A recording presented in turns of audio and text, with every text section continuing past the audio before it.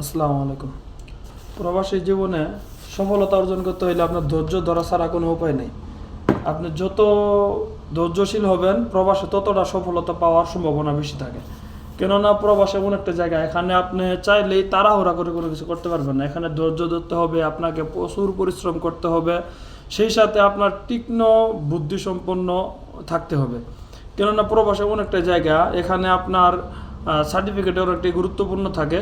আর অনেক ক্ষেত্রে হাতের যে কাজ সেটা বেশি গুরুত্বপূর্ণ থাকে। আপনার স্পেশালি কিছু কিছু কাজ যদি আপনার জানা থাকে তাহলে অবশ্যই প্রবাস জীবনে সফলতা হওয়ার সম্ভাবনা বেশি থাকে। এক্সাম্পল, আমি যদি কিছু একটা বলি, আপনার ফরক্লিফট ড্রাইভার হতে পারেন।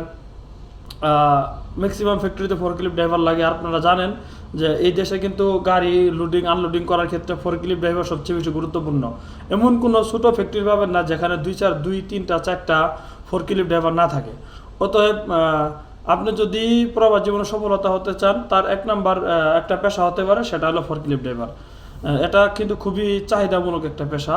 আর দ্বিতীয়ত, আপনি যদি নিজের কিছু ক্যাশ থাকে, টাকা থাকে, আপনার যদি মনে চায় যে না আমি নিজে কিছু একটা করবো, তাহলে সেক্ষেত্রে আপনি একটা প্রাইভেট কার কিনে ভাড়া মারতে পারেন। এটা কিন্তু খুব ভালো একটা উপার্জন করার রাস্তা। এখানে আপনার মুদিরদের কোনো একটা ঝামেলা থাকে না, নিজের মতো করে চলতে পারবেন।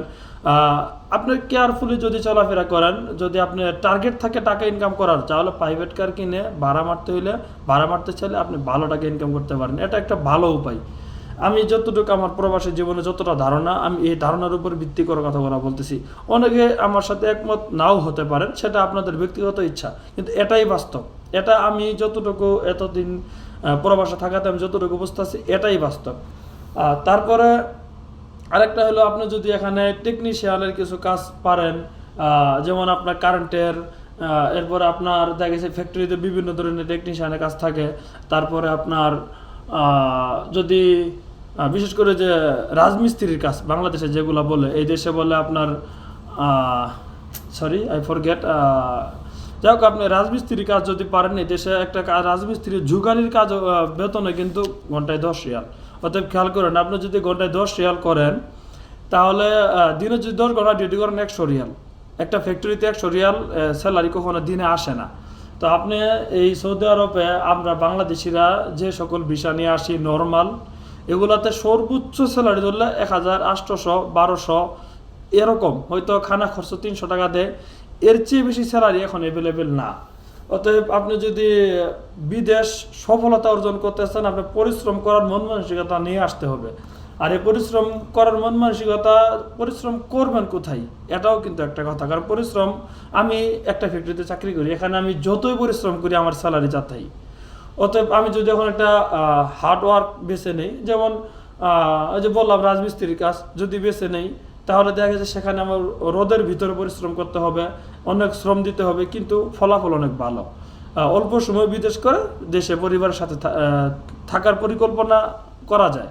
কিন্তু আমরা যেরকম ফ্যাক্টরিতে নর্মালি 700 800 1000 1200 রিয়ালের বেতনে চাকরি করি, আমাদের লাইফ এভাবেই শেষ হয়ে যায়।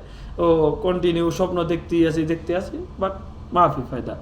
অতএব আমি আপনাদেরকে বলবো, যারা প্রবাসে আসতে চাইতেছেন, বিশেষ করে মিডল ইস্টে, আপনারা ট্রাই করবেন ফরক্লিফট ড্রাইভার এবং প্রাইভেট কার ড্রাইভার, এগুলা কিছু একটা কাজ শিখে তারপরে সার্টিফিকেট নিয়ে আসতে। তাহলে আপনার জন্য খুব ভালো হবে প্রবাস জীবন। নয়তো বা ওই সাধারণ আমাদের মতো আমজনতা হয়ে যদি প্রবাসে আসেন, এখন বর্তমানে খুবই সংকট কাজের, অতএব পাবেন না। আমি বলবো যে যারা প্রবাসে আসতে চাইতেছেন, অবশ্যই কোনো না কোনো কাজ শিখে তারপরে আসবেন। আর প্রচুর পরিমাণ ধৈর্য ধরার মন মানসিকতা নিয়ে তারপরে আসবেন।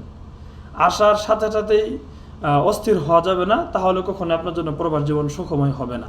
প্রবাস জীবন অনেক কষ্টের, এখানে আপনার অনেক ত্যাগ স্বীকার করে থাকতে হবে। এই ধরনের মন মানসিকতা নিয়ে যদি প্রবাসে আসতে পারেন, তাহলে আপনার জন্য প্রবাস, নয়তো বা আপনার জন্য না।